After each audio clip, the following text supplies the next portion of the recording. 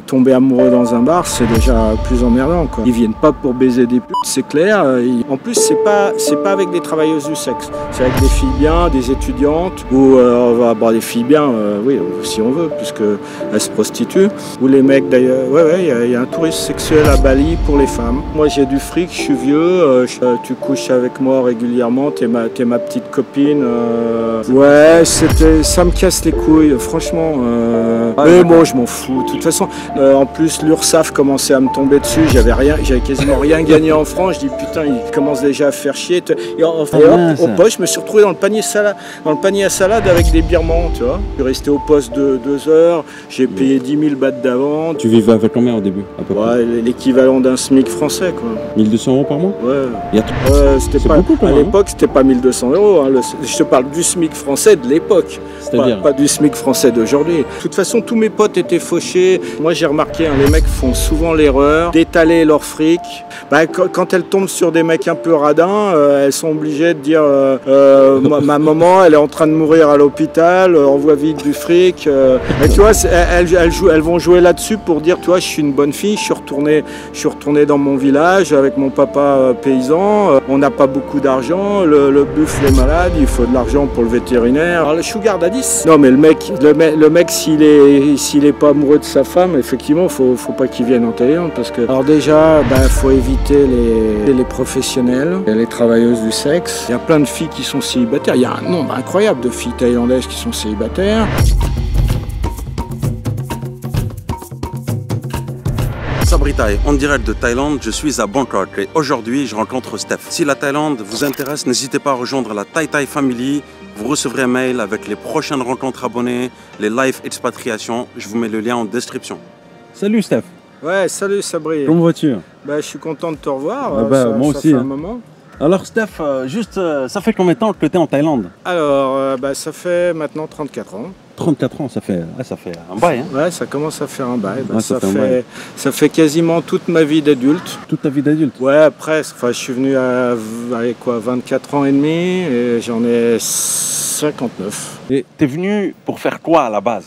Alors, je venais juste de commencer le photoreportage en France. J'étais photographe indépendant. Et je suis venu faire un reportage de 1 mois et demi sur la boxe thaï. Voilà. La boxe thaï? Ouais. Est-ce que t'es boxeur thaï, toi, ou pas? Pas du tout? Alors, si, j'en ai fait un petit peu quand j'étais à Brest. Mais un tout petit peu. Alors, ça devait être quoi, en 85 ou 86. Juste un petit peu. Ça m'avait gavé. On avait un instructeur. Il nous faisait jamais fait faire d'échauffement. Enfin bref, au bout d'un mois, j'avais une tendinite. J'ai cru que tu allais me lever un high kick là. Non. Mais moi, je suis souple comme un ours. Donc, de toute façon, j'ai fait un peu de karaté avant de faire quand j'étais môme. Mais ça me convient pas comme sport. Je suis souple comme un grizzly. Donc, c'est vrai. Ouais, alors pourquoi c'est toi qui en as envoyé faire des reportages? Pourquoi c'est moi c'est moi qui me suis envoyé tout seul. J'étais jeune freelance. Non, personne ne m'a envoyé d'ailleurs. Non. T'as dit freelance, bon, ça va faire partie de notre sujet aujourd'hui. Ok, donc t'es venu, t'es resté combien de temps la première fois? 6 mois? Ah non, c'était pas la première fois que je venais, hein, mais j'étais venu, quand j'étais dans la marine, on avait déjà fait escale ici, on est revenu en vacances avec des potes pour faire la teuf, hein. Il n'y avait pas de reportage du tout à l'époque, et puis quand je suis passé photoreporter en quittant la marine, je voulais faire au moins un reportage en Thaïlande, et je voulais faire un truc sur la boxe thaï. Que j'ai fait d'ailleurs, que j'ai vendu par la suite, mais quand je suis venu, je venais pour 1 mois et demi, j'avais déjà un billet d'avion sur l'Inde, il y avait une continuation, c'était pas prévu de s'arrêter. Et puis après, de fil en aiguille, j'ai fait des rencontres, on m'a branché sur d'autres reportages. Je me suis dit, ah ouais, d'accord, peut-être que ça serait une bonne idée de rester plus longtemps, parce que les idées de sujets intéressants, tu les trouves en étant sur place, en fait. C'est pas en étant en France que tu vas trouver les bonnes idées. Donc, j'avais rien à faire en France, en fait. Rien ne me retenait là-bas. En plus, l'URSSAF commençait à me tomber dessus. J'avais quasiment rien gagné en France. Je dis, putain, il commence déjà à faire chier. Et en fait, en France, on te donne 6 mois sans rien payer pour te lancer. Et puis au bout de 6 mois, t'es là, ça y est, on te tombe dessus déjà. Donc putain, c'est pas simple quand tu te lances. Quand tu te lances, t'as pas de thunes. Ça, c'est un point de vue qui revient quand même. Dans la plupart de mes interviews, les gens trouvent qu'il y a beaucoup de taxes, etc. Est-ce que ça veut dire qu'il n'y a pas de taxes ici en Thaïlande? Si, mais non, mais en fait, en Thaïlande, tu peux venir monter un business et tant que ton business gagne pas d'argent, tu peux t'essayer un truc. L'État thaïlandais va pas te tomber dessus du moment où tu gagnes pas d'argent. Donc tu peux, en fait, on te laisse la possibilité d'essayer un truc, de grandir. Tu vois, je me rappelle, j'ai demandé à un copain bijoutier, mais parce que j'ai pas eu de work permit pendant 10 ans, moi. J'étais illégal entre guillemets parce que en fait c'était légal de rester, mais tu trouves des combines. Je me suis même fait arrêter par les flics. Au bout de 10 ans. Quelqu'un t'a balancé ou ça se passe Non, comment? ils cherchaient des birmans dans mon building, des birmans illégaux. Ils t'ont pris pour un birman? En fait, j'ai fait l'erreur d'habiter dans un endroit pas cher. Et en fait, dès que tu vas dans un condo cher, les flics vont pas chercher des immigrés illégaux. Tu vois, donc en fait, je me suis retrouvé. Il frappe à ma porte, dit qu'est-ce que vous faites? J'étais en train de travailler sur mes photos, mes slides. En fait, j'ai fait l'erreur de dire que je travaillais. Alors, work permit. Et puis, je dis mais j'en ai pas moi. Et hop, au poche, je me suis retrouvé dans le panier à salade avec des birmans, tu vois. Oh punaise. Bon, oui, d'accord. En fait, ça s'est très bien passé. Je suis resté au poste 2 heures. J'ai payé 10 000 bahts d'amende. Je suis sorti, mais c'était quand même un peu gavant, comme ça, de se retrouver dans le panier à salade. Et puis surtout après, je dis oula, maintenant ils savent où je suis, donc ils peuvent venir me faire chier toutes les semaines s'ils veulent, tu vois. Que j'ai plus le droit de travailler du coup. Donc, mais tu faisais des dessins en fait, toi? Non, mais à l'époque où je me suis fait attraper, j'étais encore photographe. Je dessinais déjà un petit peu, mais de toute façon, j'avais ni work permit pour dessiner, ni work permit pour photographier. Donc, voilà. Tu parlais d'URSSAF. Est-ce que ça veut dire qu'en Thaïlande, il n'y a pas toutes ces obligations-là? Si, mais dès que tu commences à gagner de l'argent, tu sais, c'est quand même proportionnellement à ton activité, quoi. Mais de toute façon, je te parle de ça. Pareil, ça a changé aussi la Thaïlande. Hein. T'as quand même des règles plus sérieuses maintenant. Je sais pas, il y a 30 ans, tu pouvais rester dans le pays 20 ans avec un visa de touriste. Tu faisais beaucoup d'argent ou pas? Est-ce que tu avais Non, je faisais pas. Non, je faisais pas. Les 10 premières années, non, je galérais. Tu vivais avec combien au début à peu près? L'équivalent d'un SMIC français, quoi. 1 200 € par mois? Ouais. Il y a 30 ans? Ouais, c'était pas. Beaucoup, à l'époque, c'était pas 1 200 €. Hein. Je te parle du SMIC français de l'époque. Pas du SMIC français d'aujourd'hui. Allez, 30 000 bahts par mois, quoi. Ah, d'accord, 30 000 bahts par mois. 25 000, 30 000. Bon, remarque, avec 25 000, 30 000, tu vivais correctement. De toute façon, tous mes potes étaient fauchés. C'était tous des journalistes. On était tous fauchés. Donc on avait nos endroits pour sortir aussi où c'était pas cher. Endroits pour faucher. Mais ouais, mais c'est ça aussi qui est bien en Thaïlande, c'est que t'as tous les niveaux t'as tous les niveaux pour faire la teuf aussi, tu vois ce que je veux dire. Moi, je peux te dire, on était, mais même pour draguer, je veux dire, même pour sortir avec des nanas, t'as pas de problème quand t'as 25, 30 ans. Même si t'es fauché? Bah oui, bien sûr. Au contraire, tu trouves même des nanas plus intéressantes parce que t'es fauché, donc tu trouves des nanas qui sont pas après ton fric, mais qui sont intéressantes. Non. Attends, Steph, là, t'es en train de me dire en fait que pour trouver une bonne nana, il faut être fauché? Non. Là, tu sais qu'il y a plein de monde. Non, mais alors, attends. Quand t'es jeune, de toute façon, c'est plus facile de trouver une nana quand t'es fauché parce que les nanas, elles ont encore espoir en toi. Tu vois ce que je veux dire? Toi aussi, t'as espoir en toi-même déjà pour commencer. T'as quand même l'espoir qu'un jour tu vas gagner de la thune. Donc, t'es dans une certaine. Les nanas, elles deviennent chiantes. C'est en fait, les nanas deviennent plus exigeantes. Plus elles sont vieilles, plus elles sont exigeantes. Tu vois? Bah oui, bien sûr. C'est contre-intuitif, non? Oui, c'est con. C'est très con de leur part parce que. Non, j'ai pas dit contre-intuitif, pas con. Ouais, mais c'est très con de leur part quand même parce que c'est pas comme ça que tu trouves un mec en augmentant tes exigences au fur et à mesure que tu vieillis. Déjà que le mec, lui, c'est l'inverse. Il dit attends, cocotte, tu es en train de vieillir là, donc tu vas pas en plus rajouter des exigences. Non, mais bon, c'est. Ouais. C'est la même chose en France ou pas? En Europe, en Occident, c'est la même chose? Écoute, ou pas? je suis tellement plus connecté sur la France que je veux pas dire c'est la même chose. Non, je pense. Moi, je parle de ce que je connais, donc Donc là, je suis plus en France depuis l'âge de 24 ans, donc je peux plus te dire que comment les nanas, elles résonnent maintenant. Tu as abordé une notion intéressante, il faut être fauché, et puis ça permet de trouver des femmes bien. Est-ce que tu conseillerais à quelqu'un qui a beaucoup d'argent de se débarrasser de son argent? Ah ouais, bah avec plaisir, moi je suis là. Non, ouais, parce qu'en fait les mecs ici, ils font, moi j'ai remarqué, hein, les mecs font souvent l'erreur d'étaler leur fric pour se trouver encore plus facilement une nana, ce qui est effectivement, à mon avis, une erreur, parce que tu attires. Mais ça c'est vrai, ce qu'on appelle les gold diggers en anglais, tu vois, les filles. En français, c'est quoi? Gold digger, c'est qu'est-ce qu'on commence? Michetonneuse. Bah, c'est une nana qui est juste après ton fric, quoi.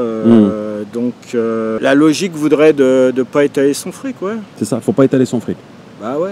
Mais parfois, tu peux pas, enfin, ça se voit sur le style vestimentaire d'un homme, etc. Puis on parle aussi de la notion de sponsor, on entend beaucoup ici en Thaïlande. Sponsor, c'est quoi un sponsor? Ouais, bon, ça c'est encore autre chose, c'est le mec qui s'est amouraché d'une fille de bar. Pas nécessairement fille de bar. S'il n'y a aucune nana bien qui se fait sponsoriser par un mec, ça n'existe pas, ça. Alors, ceux qui habitent en Thaïlande savent ce que c'est, mais pour ceux qui ne connaissent pas, qu'est-ce que ça veut dire, se faire sponsoriser? Sponsor, c'est les travailleuses du sexe qui souvent, pour garder un mec, elles promettent à un mec de plus retourner au bar travailler. Elle dit mais par contre tu me donnes un petit pécule mensuel pour pas que je retourne au bar. Et elles font ça. Dans le mec il retourne en Europe, il envoie de l'argent régulièrement en ayant l'espoir que la fille elle est retournée dans son village, elle se tient à carreau. Mais en fait non seulement elle se tient pas à carreau, elle retourne au bar parce qu'elle a toutes ses copines là-bas, donc elle va faire la fête, mais en plus elle pousse le concept à avoir 3 ou 4 sponsors, tu vois. 3 ou 4 sponsors, ouais. Donc ça commence à faire une rentrée, une bonne rentrée. Ouais, elles sont malines, hein, les filles. Il y a aussi, il y a des subterfuges aussi, non? C'est Buffalo ici, tout ça là. C'est quoi? Oui, bah ça c'est les techniques pour demander plus de thunes aux sponsors. Quand elles tombent sur des mecs un peu radins, elles sont obligées de dire ma maman elle est en train de mourir à l'hôpital, envoie vite du fric. Alors oui, il y a cette espèce qui me fait toujours marrer, mais qui est vrai. Il y a des filles qui l'ont sorti. On a des buffles qui sont malades à la ferme. Effectivement, de toute façon, motorbike. Moi, je suis persuadé qu'à la base, ça a dû être une histoire vraie, tu vois, que la fille, son père était fermier et qu'il y a eu des buffles qui étaient malades, il fallait payer le vétérinaire. Bon, bah voilà. Mais tu vois, elles vont jouer là-dessus pour dire, tu vois, je suis une bonne fille, je suis retourné dans mon village avec mon papa paysan, donc on n'a pas beaucoup d'argent, le buffle est malade, il faut de l'argent pour le vétérinaire. Voilà. Sponsor et Sugar Daddy, c'est pareil ou pas? Sugar Daddy, le sponsor, c'est plutôt le mec qui retourne en Europe et qui se fait bananer quoi par la fille, il espère qu'elle va pas retourner travailler dans un bar et donc il lui envoie de l'argent. Ça c'est plutôt le sponsor. Sugar Daddy, alors les Sugar Daddy, t'en as plein chez les Thaïs. C'est des mecs qui se trouvent alors le Sugar Daddy, en plus c'est pas avec des travailleuses du sexe, c'est avec des filles bien, des étudiantes, ou des filles bien, oui, si on veut, puisqu'elles se prostituent. Donc elles vont se trouver un Sugar Daddy qui va leur filer de la thune, elles vont se payer leur sac Louis Vuitton avec, peut-être leurs études d'ailleurs. C'est quoi un Sugar Daddy en français? Alors, comment on dit Sugar Daddy? Très bonne question, je sais pas. Un papa sucré, non? Est-ce qu'on peut dire ça ou pas? Non, c'est un... Je sais pas comment on pourrait dire, ouais. Mais bon, c'est un espèce de deal comme ça. Moi, j'ai du fric, je suis vieux, tu couches avec moi régulièrement, t'es ma petite copine. Est-ce qu'il y a des vraies relations comme ça ou pas? Des vraies relations? À mon avis... T'as déjà vu quelques-unes de mes interviews avec des relations avec une grande différence d'âge, 30-40 ans. Est-ce que tu considères ça comme... mais là, attends, le Sugar Daddy, c'est plus le mec marié qui se trouve une petite nana, donc c'est presque un peu l'équivalent de la Miyanoi, mais Miyanoi sans... C'est quoi Miyanoi? Alors Miyanoi, c'est la seconde épouse. C'est une maîtresse en fait. Ouais, c'est la maîtresse. C'est la maîtresse, mais qui va quand même... Si tu vois, dans les familles riches thaï, par exemple, la première épouse, elle accepte que le mec prenne une maîtresse parce que de toute façon, au niveau cul, entre eux, il n'y a plus rien. Donc tout ça, elle commence à s'en foutre un peu. Et puis ça permet de garder le ciment familial, que le mec il se tire pas avec une nana. C'est un espèce de deal, bon t'as encore des envies, t'as encore la libido, bon allez vas-y, va t'amuser, prends-toi une petite maîtresse. Mais c'est quand même sérieux dans le sens où le mec, mais ça on parle ça surtout pour les tailles, hein. C'est quand même sérieux où le mec il lui paye un appart, il lui paye une bagnole, donc c'est quand même du sponsoring aussi, tu vois. Donc les étrangers qui viennent ici en Thaïlande, il n'y a pas trop cette notion de sugar daddy en fait. Non, je crois pas. Enfin, il y en a, ou alors c'est des mecs qui sont un petit peu très bien intégrés dans la société thaï qui commencent à faire comme les Thaïs. Mais dans les copains que j'ai, il n'y a personne qui fait sugar daddy, non. D'accord. T'as jamais été sugar daddy, toi? Non. Jamais. Non, mais faut avoir les moyens hein, d'être sugar daddy d'abord. Mais c'est comme avoir une maîtresse, tu sais.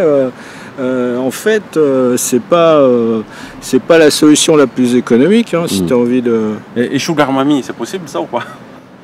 Oui, il y a mais ça c'est pareil, c'est les Thaïs. Il y a des gigolos Thaïs qui sortent avec des chinoises, Thaïs chinoises riches comme ça, qui elles-mêmes se font tromper par leur mari, tu vois. Donc elle dit, je vais faire un petit peu la même chose. Ouais. Steph, tu sais, on parlait en off. Je te demandais est-ce que les hommes viennent en Thaïlande spécifiquement pour les femmes en fait. Et puis tu avais cité une chose, c'est que les femmes aussi ont leur destination. Ouais, alors non, mais il y a quelques destinations comme ça touristiques pour les femmes. Bon, il y a le fameux Zanzibar, tu sais, où les femmes occidentales vont se taper du bon temps avec des alors, surtout c'est des Maasai du Kenya ou de Tanzanie. Est-ce qu'il y a des Maasai en Tanzanie? Je me rappelle plus. Enfin bon, Zanzibar c'est en Tanzanie. Donc il y a une espèce de tourisme sexuel aussi. À Bali aussi, où les mecs d'ailleurs, il y a un tourisme sexuel à Bali pour les femmes. Et ce sont des Européennes? Voilà, ce sont beaucoup d'Américaines. C'est comme quoi, c'est vraiment des hypocrites les Américains parce qu'ils nous font chier avec leur puritanisme. Puis alors, dès que les riches américaines, elles peuvent faire pareil, allez vas-y. Alors Zanzibar. Zanzibar, mais moi j'ai rien à dire sur Zanzibar. C'est juste un exemple de nanas qui prennent leur revanche sur les mecs, voilà. Mais pourquoi on entend plus parler de la Thaïlande que de Zanzibar alors? À mon avis, c'est pas. Il y a quand même plus de mecs qui viennent en Thaïlande que de nanas qui vont à Zanzibar. Moi, je te donne cet exemple c'est parce que en fait, dans mon prochain recueil de cartoons, je comptais mettre une espèce de clin d'œil comme ça à une épouse qui a été trompée par son mec en Thaïlande et qui prend sa revanche à Zanzibar. Voilà. Ah ouais, elle a voulu se venger comme ça? Oui, non, mais c'est une situation totalement fictive que j'ai inventée, tu vois, mais bon. C'est bizarre. Mais de toute façon... Chérie, tu vas en Thaïlande, moi je vais à Zanzibar. Si une épouse occidentale veut se venger de son mari qui l'a cocufié, faut pas qu'elle reste en Thaïlande, faut qu'elle aille dans un autre pays. Il y a des pays où elle peut se venger, voilà. Ça veut dire que les occidentales, elles trouvent pas leur bonheur ici en Thaïlande? Malheureusement non. Il y a une catégorie de pharangues. Ça, c'est une catégorie intéressante. Il y a une catégorie de pharangues qui, j'en connais quelques-uns comme ça, qui, au bout de quelques années, ils ont tellement marre des Thaïs, enfin, ils n'ont pas eu des bonnes expériences avec les Thaïs. Donc, ils se trouvent une nana occidentale et ils se remettent à la colle avec une nana occidentale. C'est un cas de figure qui existe. Mais voilà, il n'y a pas en tout cas assez de mecs, assez de pharangues qui font cette démarche-là pour que... Moi, j'ai quand même connu plein de copines pharangues qui ont fini par rentrer en France, parce que même des filles super jolies qui n'arrivaient pas à se trouver un mec ici, tu vois. C'est-à-dire que les mecs, ils sont à fond sur les Asiatiques ici. Voilà, ils sont à fond sur les Asiatiques, donc tu vois, c'est un peu triste. Voilà. Et effectivement, moi, je sais que j'ai suivi quelques copines comme ça, dès qu'elles sont rentrées en France, ça y est, se sont retrouvées tranquillement, naturellement un mec, quoi. Il n'y avait pas de problème. Un de mes intervenants a dit dans une vidéo, ne venez pas en Thaïlande avec vos femmes. Tu en penses quoi? Je vois des Français qui viennent avec leurs femmes, je leur dis mais pourquoi tu amènes ton sandwich au restaurant? Alors, tu sais, ça me fait marrer parce que quand j'ai fait escale avec mon bateau, quand j'étais dans la marine nationale, j'ai fait escale avec mon bateau, on venait de Tahiti, j'ai fait escale avec mon bateau à Bangkok. Et tu avais les officiers, tous les officiers sur le bateau, et pour frimer, pour se la péter, ils faisaient suivre, à chaque escale, ils faisaient suivre leur nana, leur épouse. Je me suis retrouvé comme ça dans un tuk-tuk avec un officier et il me dit putain mais qu'est-ce que j'ai fait? J'ai fait venir ma femme à Bangkok, mais quel con. J'étais mort de rire. Ouais. D'accord. Là, du coup, la frime, elle était un peu tombée à l'eau, là, parce que c'était nous, les petits matelots, qui nous amusions. Les officiers, ils étaient comme des cons à faire les gros touristes de base. Alors, qu'est-ce que tu répondrais à l'intervenant de ma chaîne qui dit qu'il ne faut pas venir en Thaïlande avec... ne venez pas en Thaïlande avec vos femmes? Bah, écoute, non, mais le mec, s'il est pas amoureux de sa femme, effectivement, faut pas qu'il vienne en Thaïlande, parce que il va trouver une bonne occasion pour tomber amoureux d'une autre, quoi. Voilà. Ce que je veux dire, c'est la situation, c'est toujours la même. C'est ce même mec à qui tu dis viens pas en Thaïlande avec ta femme, c'est un mec qui serait trop. C'est pas ce que je dis. Moi, je te dis, est-ce que tu répondrais à l'intervenant de ma chaîne qui a dit ça? Il y a plein de gens qui viennent avec leur épouse et ça se passe très bien. Faut pas dire n'importe quoi. Ce que je veux dire, c'est si le mec il craque, c'est un mec, tu sais, c'est l'histoire du démon de midi où le mec de 50 piges, ça y est, il a besoin de se sentir à nouveau jeune. Il a plus tellement de relations sexuelles avec sa femme. Enfin, où ça va déjà pas super bien dans le couple. Et puis voilà, il est complètement à la merci de tromper sa femme. Voilà. Ce qui est vrai dans l'autre cas, homme-femme aussi. Dans le cas de la femme qui veut tromper son mec, ça va être un peu plus difficile en Thaïlande. Ça serait plus facile. Est-ce que tu as vu le classement mondial de tromperie? Oui, il me semble qu'on est bien en tête en France. Ouais. Et c'était plus la Thaïlande aussi, non? Ouais. Les mecs thaïs aussi trompent énormément leurs femmes. Hein. Eux, ils sont. Oui, je pense qu'ils sont même en avance sur la France. Ouais. Chez le français, de toute façon, quand tu vois les écrits du début du siècle, avoir une maîtresse, c'était très très courant dans la société française. Enfin, chez les gens d'un certain statut, évidemment. Les pauvres, ils n'avaient pas que ça à foutre de tromper leurs femmes. Alors, j'aimerais juste revenir sur un point. Qu'est-ce qui pousse autant de personnes à quitter la France et venir en Thaïlande, par exemple? Est-ce qu'il y a tant de gens qui quittent la France? Le pourcentage de gens qui osent quitter la France, il n'est pas si énorme que ça, parce qu'il faut quand même avoir une certaine mentalité un peu aventureuse. Là, on est dans un cocon en France, donc les mecs, ils ont beau râler, ouais, la France ceci, la France cela. Faut le bouger son cul quand même. Faut avoir les couilles de partir comme ça. C'est pas même quand t'as du fric, hein, c'est pas aussi simple qu'on voudrait. Pourquoi? Ça, faut leur demander. Moi, j'ai pas eu ce problème. De toute façon, nous, les expats, on n'a pas eu ce problème. On fait partie des gens pour qui c'est assez naturel de faire ça, mais je le vois bien. Moi, quand je parle de ça à des vieux potes, c'est tout un monde pour eux de leur dire ah ouais, non, mais c'est pas se casser comme ça. Moi, je me rappelle, j'avais un pote artiste comme ça. Il dit mais tu te rends pas compte, toi, ça fait depuis l'âge de 17 ans que t'arrêtes pas de te casser de France avec différents métiers, donc c'est un peu facile dans ta tête. Honnêtement, enfin, par rapport aux 10 dernières années, je veux dire, aujourd'hui, les moyens moyens pour voyager sont plus faciles, il y a beaucoup plus de moyens, il y a des avions. C'est vrai. Tu vois, le pouvoir d'achat le permet, etc. Donc je pense qu'aujourd'hui, n'importe quelle personne peut voyager. Oui, pour venir en vacances, déjà, c'est beaucoup plus facile, tout le monde voyage. Mais tu le vois, en même temps, il y a le côté aventureux, il a un peu disparu. Quand tu vois les commentaires sur Facebook où les mecs disent bon alors, combien je vais payer mon taxi de l'aéroport, combien dois-je payer mon taxi de l'aéroport au centre-ville, t'as envie de dire, dis donc, si c'est déjà le premier truc qui t'arrête pour venir en vacances, tu vas pas aller loin, Coco. Parce que, je veux dire, tu sens quand même, les gens, il faut qu'ils se réassurent en permanence. Quand tu compares je veux dire, nous, enfin, moi, quand j'ai commencé à voyager, j'appelais mes parents une fois par mois maximum, tu vois. Ils n'entendaient pas parler de moi pendant au moins un mois ou deux, tu vois. Et encore, je dis ça, mais à Tahiti, j'ai dû appeler mes parents une fois tous les 6 mois, quoi, tu vois. Ah ouais, pourquoi? Il ne manquait pas ta famille? Non, mais c'est le téléphone coûtait une fortune, mon pauvre. Ah, c'était par rapport à ça, ok. Tu vois, non, mais bon, tout allait bien. Il me semble que j'écrivais quand même régulièrement. On n'était pas dans cette logique d'envoyer un selfie 2 fois par jour pour montrer à tout le monde que tu es encore en vie, quoi. Tu n'avais pas les mêmes facilités. Tu étais en galère de thunes. Ouais, mais toi, tu es resté bloqué à l'époque, parce qu'aujourd'hui, tu n'as toujours pas de téléphone. Non, mais on va. Attends, faut que je le précise à mon audience. Ouais, et vous savez quoi, Steph, aujourd'hui, on s'est donné rendez-vous. Ah oui, on s'est donné rendez-vous, il n'a même pas de téléphone. Donc on s'est donné rendez-vous à l'avance et m'a dit il faut être là, fais attention parce que je n'ai pas de téléphone. Ouais, je suis un saltimbanque. Je suis le dernier des dinosaures qui refuse d'avoir un téléphone portable. C'est quoi? C'est un engagement, ça, de ta part? Ouais, ça me casse les couilles, franchement.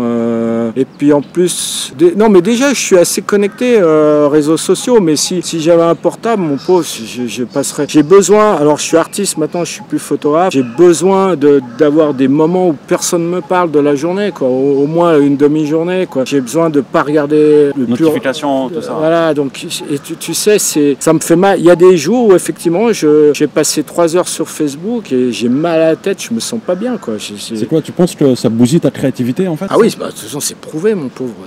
C'est archi prouvé. Parce que plus en fait, c'est dans les moments de rien faire que tu es créatif. C'est dans les moments de rien faire que tu te ressources, que tu te reconnectes à toi-même, que tu trouves par exemple, si tu as envie de changer de vie, tu as besoin de trouver un nouveau truc dans ta vie, faut aller prendre 15 jours à la plage et faire le vide dans ta tête. C'est comme ça que les solutions vont venir. Si tu es en permanence, si ton attention est en permanence captée sur un truc, mais c'est infernal, c'est insupportable. Mais c'est dur hein, de vivre sans portable de nos jours. Je triche. Là, on s'adapte à toi quand même. Ouais, mais des fois, c'est un problème. Parce que quand je suis obligé de dire aux gens, quand je donne un rendez-vous, je suis obligé de leur dire d'être à l'heure, tu vois, de me donner un lieu précis, facile à trouver et d'être à l'heure. Ouais, mais tu triches aussi. Attends, tout à l'heure. Quand je donne, attends, mais t'imagines quand je donne rendez-vous à quelqu'un d'important, de beaucoup plus important que moi, je lui fais des exigences comme ça. C'est un peu. Mais bon, je m'en fous. De toute façon, les gens, comme je suis artiste, j'ai un petit peu là, comment. L'excuse en fait. Ouais, lui, c'est un artiste, laisse tomber. Non, mais c'est comme l'artiste, tu peux aller habiller différemment. T'es pas obligé de porter une cravate. On pardonne un certain nombre de choses à l'artiste qu'on ne pardonne pas au commun des peuples. Mais moi, ce qui m'étonne, c'est que tu arrives à donner plusieurs rendez-vous, comme ce matin, par exemple. Ah oui, c'est vrai. Ouais. Tu vois? Ouais. Donc il faut que les gens se calent, oui on est là et... mais comme quoi tu t'es pas calé, ensuite mon épouse elle s'est pas calée non plus, tout le monde est arrivé en retard mais c'était pas grave, voilà, il savait où me trouver. Le lieu était bon. Voilà, le lieu était bon. Bon alors on a abordé plein de sujets. Alors Steph, comment trouver la bonne personne si on a un homme qui aimerait rencontrer une épouse? Alors déjà, faut éviter les professionnels, donc les travailleuses du sexe. Mais il n'y a pas que ça, on parle toujours de ça, mais ça représente pas en Thaïlande. Oui, mais le problème c'est que les gens quand ils viennent en vacances, enfin ils viennent pour la première fois, comme ils savent pas trop comment faire, déjà il y a un bon paquet qui se rabat sur cette option-là et ça c'est la plus mauvaise option. C'est-à-dire aller rencontrer sa femme dans un... voilà, c'est... Dans un bar alors il peut très bien aller dans un bar pour s'amuser, mais tomber amoureux dans un bar c'est déjà plus emmerdant, quoi. C'est pas la bonne option. Tu veux un vrai conseil, le bon conseil déjà c'est de venir travailler en Thaïlande, parce que quand tu travailles, tu vas rencontrer au travers de ton travail, au bureau, mais même avec toutes les activités professionnelles, tu vas rencontrer plein de filles qui sont célibataires. Il y a plein de filles dans les office girls qui sont ni riches ni pauvres. Il y a plein de filles qui sont célibataires. Il y a un nombre incroyable de filles thaïlandaises qui sont célibataires, qui parlent correctement l'anglais, en cas suffisamment pour communiquer. Donc ce créneau-là, il est très bon. Par contre, tu peux pas espérer que ces filles-là vont se mettre avec toi si tu viens en vacances 15 jours. Ça, c'est pas possible, tu vois. Si tu viens en vacances 15 jours, déjà, tes options, elles deviennent réduites, parce que, je pense à des intervenants que j'ai vus sur ta chaîne, les mecs, ils sont vraiment dans une demande sentimentale. Ils viennent pas pour baiser des putes, c'est clair. Ils veulent vraiment se trouver une femme, mais au final, c'est pas simple, parce que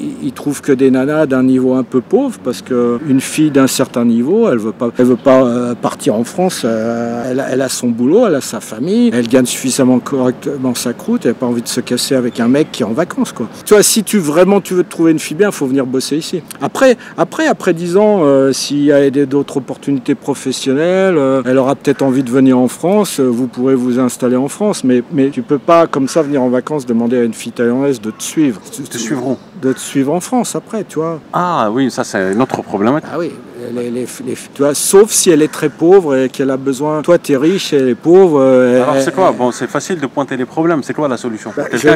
Je viens de le dire, il faut venir travailler ici. Oui, mais juste travailler, mais c'est pas une solution ça. Bah, si, c'est la solution pour rencontrer une fille bien. Juste travailler. Bah, juste avoir un boulot normal, donc tu vas venir, quand je dis venir travailler, venir t'installer ici. D'accord, mais ok, Si dans tu les te- c'est- ok, ok, travailler et la non, mais rencontrer dans ton travail. Déjà, si tu t'installes et tu travailles pas, c'est déjà plus difficile parce que comme tu travailles pas, les opportunités, elles sont beaucoup moindres. Ouais, Tu mais vois, aujourd'hui, les opportunités, elles sont beaucoup dans le digital aussi, les applications de rencontre. ouais, c'est vrai. Bon, alors là, c'est plus du tout mon domaine, donc je peux pas en parler. Pourquoi tu peux pas? J'ai jamais. Il y a des applications de rencontre. Ouais, mais moi, j'ai pas de portable, donc je rencontre pas de filles. De toute façon, je rencontre plus de filles depuis que je suis marié, donc ça fait Mais t'as quasi. le Minitel, non? Ouais, j'ai le Minitel, ouais. Ah ouais, le Minitel, ouais. Donc tout ce qui est en dehors d'Internet, donc oui, il faut venir travailler et rencontrer la personne. Non, mais t'as raison, c'est vrai que j'ai complètement zappé l'histoire des applications. Et en même temps, faut savoir un truc, et ce que beaucoup de mecs n'ont pas l'air de savoir aussi. Toutes les travailleuses du siècle, elles les connaissent, ces applications. Moi j'ai regardé déjà sur des sites de rencontres comme ça. D'ailleurs, j'en ai fait un dessin dans mon dernier livre. Les mecs pensent que parce qu'ils vont sur des sites de rencontres, ils vont trouver des filles mieux. Sauf que les filles bien, elles sont pas encore trop sur les sites de rencontres. Surtout d'un certain âge, alors peut-être chez les jeunes, ouais, tu rencontres quand même encore plein de travailleuses du sexe sur les sites de rencontres. Elles sont malines, elles s'y sont mis. Même quand elles parlent pas très bien anglais, elles se servent de traduction Google. Donc toi, tu as l'impression de parler à une fille qui bosse dans un bureau, et puis non, en fait, c'est... Mais t'as plein de gens aussi qui trouvent la personne d'or de Thaïlande et qui viennent ici exprès pour se marier. Ouais, bon, ça, c'est encore pire. Je veux dire, déjà un blind date, c'est parce que ça revient à un blind date, tu vois. Non, ils ont vu les photos déjà. Ah Donc, ouais, je sais pas si attends, blind tout ça. Alors attends, tu vois, moi j'en ai fait, je me rappelle, j'en ai fait il y a 25 ans quelques blind dates sur des sites de rencontres comme ça. Alors, à l'époque déjà les filles trichaient pas, tu vois, il n'y avait pas tous ces filtres à la con.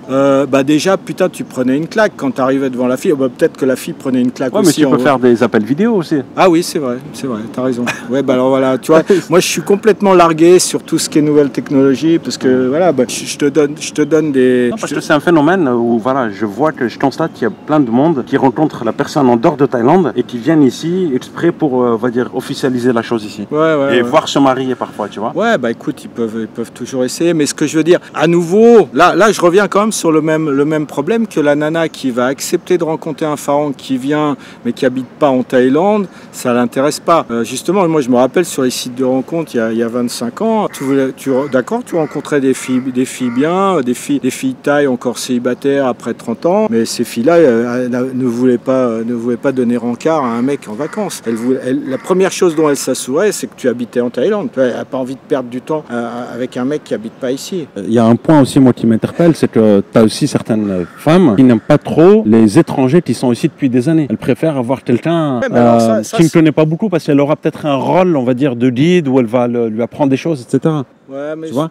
Et le mec qui est resté là depuis longtemps, la femme va se dire il a eu beaucoup de... Ça c'est vrai dans les filles qui vont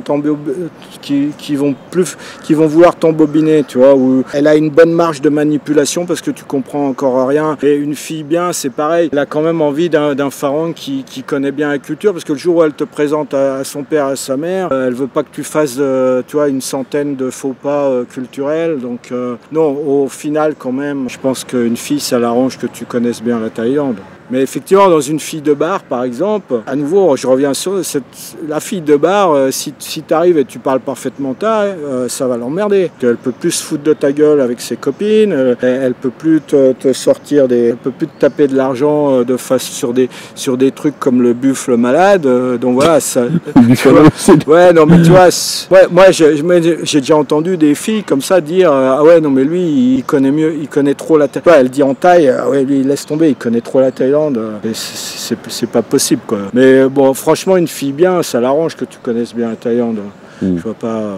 Ouais. Mais tu parlais de faux pas culturels, tu veux dire quoi? Pas culturel, je vais t'en donner un bon exemple. J'avais un copain qui habitait au Cambodge, et pourtant il devrait savoir, lui, il habitait au Cambodge, il n'était pas supposé faire un faux pas qui existe exactement au Cambodge. Il sort avec, alors il était toute une bande de copains journalistes, il était journaliste au Cambodge. On lui présente une copine journaliste thaï qui était célibataire, qui avait un certain âge. Il sort avec, va chez les parents, mais attends, il était en Santiago, hein, en Santiago. Déjà, porter des Santiago en Thaïlande, faut le vouloir. Il était en Santiago, il rentre chez les parents, il dit ah bah non, je vais pas retirer mes Santiago, c'est chiant à retirer. Mais si, il fait ça, putain. Et putain, non mais il fait perdre la face à sa copine, tu vois, rien qu'en faisant ça, quoi. Donc voilà. Et ça s'est fini du coup, comment ça s'est passé? De toute façon, ça s'est fini, c'était passé. Ah, ça c'était quand même le b.a.-ba, c'est la base, toi, enfin. Ah oui, c'est la base, évidemment. Encore, je te dis, le coup de retirer les grolles, moi je me rappelle, j'ai eu un ambassadeur comme ça qui est venu, moi je vendais des antiquités, j'ai un ambassadeur, l'ambassadeur d'Autriche, il vient chez moi avec son épouse japonaise, il retire pas ses chaussures. Chez toi? Le mec, il est ambassadeur. Attends, et puis ça faisait quelques années qu'il était là. Il était ambassadeur. Et ça, c'est les expats de haut niveau. Les mecs, ils retirent jamais leur godasse. Tu vois, ils sont tellement dans leur bulle. Enfin, je te parle de ça. Il y a des ambassadeurs qui retirent leurs chaussures. Salut Gilles, au passage. Si tu vois, je me rappelle, c'est son épouse japonaise. Il a dit non, il faut retirer les chaussures. Là, on est en Asie, machin. Alors, ça là. Donc toi, les faux pas culturels, et tout le monde en fait plein. Enfin, c'est vraiment la base, les chaussures, putain, quand même. Pourquoi il y a certaines personnes qui se croient un peu, on va dire, au-dessus de ces normes culturelles? Non, mais ou est-ce que c'est de la négligence? Non, mais l'exemple de l'ambassadeur, c'est un bon exemple parce que quand tu vas dans une bringue d'expats, j'appelle toujours d'expats de haut niveau, toi, les mecs que je fréquente pas en fait d'ailleurs, et c'est des gens qui gagnent énormément d'argent. Ils sont dans des condos déjà, de 200, 300 mètres carrés. Quand tu vas dans une bringue comme ça, tu as la moitié des gens qui ont gardé leurs chaussures et la moitié des gens qui sont pieds nus. Et ceux qui sont pieds nus, c'est les Thaïs et c'est les Pharangs qui habitent ici depuis longtemps, mais qui sont pas, tu vois, ils sont plus immigrés qu'expats, quoi, comme moi. Puis alors, tu as tous les vrais expats, ils sont là encore avec leurs chaussures. Ouais, ça fait chier de les retirer. Alors, évidemment, dans cette situation, tu vas chez quelqu'un qui t'invite à les garder si tu les veux. Mais à force d'avoir cette attitude, ils oublient de les retirer quand ils vont se retrouver dans une situation où on est supposé les retirer tout le temps. Est-ce que les Thaïs, ça les énerve vraiment, ça, ou pas, honnêtement? Parce qu'ils n'oseront pas te le dire. Ils n'oseront pas te le dire. Est-ce que ça les énerve vraiment? Ouais, ils te le parlent. Le copain qui a gardé ses Santiago vis-à-vis du potentiel beau-père, oui, il a dû dire à sa fille, dis donc, qu'est-ce que tu ramènes à la maison, là, tu vois, quoi, ce... Après, ils font avec. Les Thaïs, ils restent très polis. Ils te préservent ta face. Ils vont pas te dire en face, espèce de malotru, retire tes godasses, tu vois. Même moi, je le fais. Je dis, excusez-moi, là, vous pouvez retirer vos chaussures, tu vois. Je le fais quand même. Je supporte pas que quelqu'un garde ses chaussures, mais je le demande gentiment. Le Thaï va même pas le demander, tu vois. Sinon, quels sont les différents métiers que tu as fait ici en Thaïlande? Oula. Bon, j'ai fait plein de petits jobs. Bon, j'ai fait, de toute façon, c'était toujours autour du journalisme. J'ai fait photo-reporter, j'ai fait assistant vidéo. Ouais, tu veux bien être un assistant? Assistant, je faisais l'éclairage. Je faisais l'éclairagiste. On n'a pas besoin d'éclairage ici. Qu'est-ce que j'ai fait? C'était avec un copain qui était un petit peu dans le cinéma d'ailleurs. J'ai fait journaliste écrit. Donc, tu es venu, tu as bossé ici, tu as travaillé en Thaïlande. Est-ce que tu as rencontré ta femme dans le cadre du travail, comme tu le conseilles? Bah oui, parce que ma femme, j'ai rencontré en refaisant mon permis de travail. Ah oui? Ouais, c'était au permis. D'accord, ok. Donc venez travailler alors. Venez travailler. Non, mais c'est vrai, ça te donne plein de nouvelles opportunités. Mais de toute façon, tu sais, c'est comme les gens qui si tout d'un coup sont à la retraite et qui se plaignent de plus avoir de vie sociale. Mais il y a des gens qui gardent une activité même à la retraite, une activité parfois, comment on dit, non rémunérée, de volontaire, juste pour rencontrer des gens. Et ça marche comme ça. Tu peux rencontrer des gens en travaillant dans une toi, même si tu n'en rencontres pas dans ton travail, le week-end, tu peux aller dans une association humanitaire. Tu vas rencontrer en plus des gens vachement sympas, généreux. Donc voilà, tu fais une activité qui correspond un petit peu à ta personnalité. Mais en tout cas, voilà, faut avoir une vie sociale. Et quand tu es touriste, malheureusement, tu n'as pas une vie sociale très... C'est ce qui est normal. Hein, Ouais, c'est les soirées, quoi, en fait. Ouais, si tu veux, je vais en touriste au Japon pendant 15 jours, je vais je vais pas rencontrer de japonaises. Non, mais oui, si. Non, mais tu vois ce que je veux dire. C'est pas les mêmes opportunités que si tu vas travailler là-bas. C'est évident. Et alors aujourd'hui, qu'est-ce que tu fais? Non mais écoute, c'est ça, attends, je t'arrête là. T'as un copain américain qui dit je viens à Toulon, je vais visiter 15 jours, il faudra que tu me présentes des nanas. Tu vas lui présenter des nanas, ton copain américain? Bah non, tu dis, mes copines, elles n'ont pas envie de rencontrer un mec qui vient juste 15 jours, tu vois ce que je veux dire. Donc c'est un peu ça peu ça le problème. Alors, qu'est-ce que tu fais? Qu'est-ce que tu fais aujourd'hui? Alors qu'est-ce que je fais? J'étais dessinateur politique pendant une vingtaine d'années, même plus. J'ai commencé en 97. En 97, ouais, ça fait 25 ans, dessinateur politique. Et puis après, j'ai perdu mon job en 2019. Il y a eu le Covid, plus rien gagné du tout. Je me suis retrouvé un petit peu dans la merde, comme beaucoup de gens avec le Covid. Et j'en ai profité pour commencer à bosser sur mes bouquins. Donc je vais faire des dessins un petit peu humoristiques sur la vie des pharaons en Thaïlande. La vie des étrangers. Voilà, la vie des étrangers en Thaïlande, avec toutes les situations comiques sur tous les chocs culturels en fait. Sur tous les chocs culturels. Et voilà, j'ai fait mon premier bouquin, et ça a marché, et là j'ai fait mon deuxième récemment. Le deuxième, il ressemble à quoi le deuxième alors? Bon alors le deuxième, je te le montre, voilà. C'est celui-là. Voilà, super. Pharaon Affairs 2. Alors, Pharaon, en fait, c'est ça. Hein. Pharaon, c'est étranger occidental. Affairs, qu'est-ce que ça signifie? C'est un jeu de mots avec foreign affaires. C'est un jeu de mots en anglais. Ah oui, parce que le bouquin est en anglais. Hein. Ne l'achetez pas si vous... c'est un anglais très basique quand même. Ouais, mais enfin, quand même, tu vois ce que je veux dire, le français de France, il n'est pas habitué à lire des BD en anglais non plus. Donc, ne l'achetez pas si vous captez rien à l'anglais non plus, quoi. Faut pas... Il y a 2-3 phrases en anglais, c'est pas énorme non plus. Ouais, bon, de toute façon, oui, bon, écoute, le mec qui a un anglais basique, oui, il peut l'apprécier. Et puis s'il y a un mot qu'il comprend pas, il utilise le dictionnaire. On va le montrer, comme ça, les gens se feront un avis. Voilà, bon, alors je vous montre brièvement. Et donc là? Alors celui-ci... Tu sais, c'est le petit jeune Enfin, le petit jeune, ça peut être un vieux d'ailleurs. C'est le mec un peu idéaliste qui croit, qui est tombé amoureux d'une fille dans un bar et qui croit qu'il a besoin d'être sorti de son bar. Enfin, il se voit comme un chevalier blanc qui va sortir de son donjon une princesse, quoi. Or, la fille, elle n'est pas prisonnière du donjon, elle y vient de son plein gré, et elle a envie de gagner de l'argent. Et c'est quoi? Il est supposé payer quoi? Non, mais là, il voudrait sortir la fille. Et il voudrait la sortir du boulot. Donc, oui, mais tu peux expliquer pour ceux qui ne savent pas ça. Il y en a plein qui ne savent pas. C'est un mec qui tombe amoureux d'une fille dans un bar et qui essaye de la convaincre d'arrêter de venir bosser, qu'il est prêt à payer ce qu'il faut pour la sortir de bar. Mais de toute façon, il est prêt à payer, mais en même temps, la fille, elle peut gagner, je sais pas, moi, 10 000 bahts par jour. L'autre, il lui faudrait sortir 200 000 bahts par mois pour la convaincre de la sortir parce que c'est de l'argent facile pour ces filles aussi. Enfin, en tout cas, de plus en plus, dans certains bars, elles gagnent des fortunes, les filles. Donc le mec qui s'est mis en tête de la sortir de la prostitution, il a intérêt à être blindé, tu vois. Et comment on fait pour l'avoir, ce bouquin là? Alors, ce bouquin, c'est un tout petit tirage que j'ai édité moi-même, que j'ai publié moi-même, donc il faut me le commander en direct. Bon, je vous mets le contact de Steph, Facebook, mail, dans la description. Franchement, le bouquin de Steph, je l'ai parcouru vraiment pas mal. Il y a des situations à mourir de rire. Et pour l'anglais, en fait, c'est vraiment un anglais basique.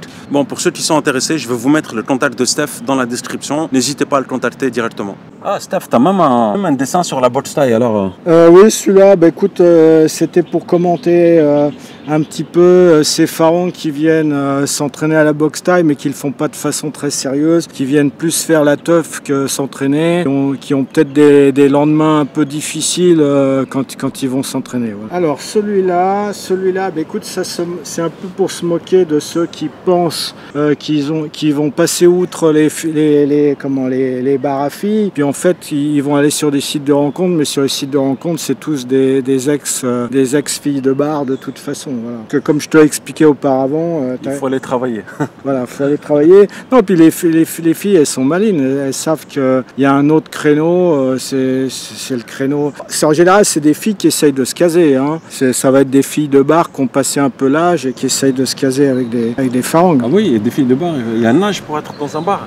il y a un âge où elles commencent à gagner beaucoup moins d'argent et elles se disent il serait temps de se caser avec un pharaon d'un certain âge. Donc en général, tu vois, en fait, quand tu vas sur les sites de rencontres, une nana qui te dit je cherche un occidental âgé de 30 à 77 ans, là tu sais que c'est une fille de bar, parce qu'une fille normale, elle mettrait pas une fourchette d'âge aussi importante, quoi. Ça veut dire, en gros, la traduction, c'est je prends n'importe qui veut encore de moi, quoi, tu vois. Ça fait un peu... 30 à 70 ans, excuse-moi, mais enfin... tu vois, on parlait des filles qui deviennent un peu trop exigeantes avec l'âge. Alors là, du coup, c'est l'inverse. Là, ça manque un peu d'exigence, quoi. Est-ce que tu crois, toi, à l'amour sincère avec une grande différence d'âge? Pas trop, non. Pas trop. C'est quoi la limite pour toi? Non, mais après... il y aura toujours des, c'est comme, il y aura toujours des exceptions. Donc quand on dit, cherche pas l'amour dans un go-go bar, il y a aussi des exceptions. Je connais 2-3 copains avec qui ça a bien marché. Donc je veux pas être le killjoy, le mec qui est le rabat-joie, tu vois, avec 40 ans. Non, écoute, je pense que la bonne différence d'âge, c'est 10-20. Après, au-delà, ça commence à devenir dangereux, quoi. Dangereux. Mais non, mais c'est aussi une histoire on est plus sur la même génération. La nana, elle va se faire chier avec toi. Elle a peut-être encore envie d'aller en boîte. Toi, ça y est, ça fait longtemps que ça t'est passé au-dessus. Donc, il va y avoir plus la différence d'âge va être énorme et moins vous aurez de choses à partager, en fait. Et puis, alors, la fille, elle se retrouve infirmière au chevet d'un vieillard quand toi, t'es super âgé. Donc, c'est pas très sain quand même, tu vois. Tu parles du chevet et là on voit quoi? Un buffalo, un taureau Là c'est un buffle. Et là on voit un buffle. Voilà. Non mais là c'est une espèce de clin d'œil à la fameuse histoire du buffle qui est malade. Donc c'est la fille qui amène son copain Farang à qui elle a dû emprunter de l'argent. Elle lui dit mais tu vois, elle l'amène dans son village, dans la maison des parents, hein, et le buffle est sur le lit, il est vraiment malade. Elle lui dit tu vois c'est vrai.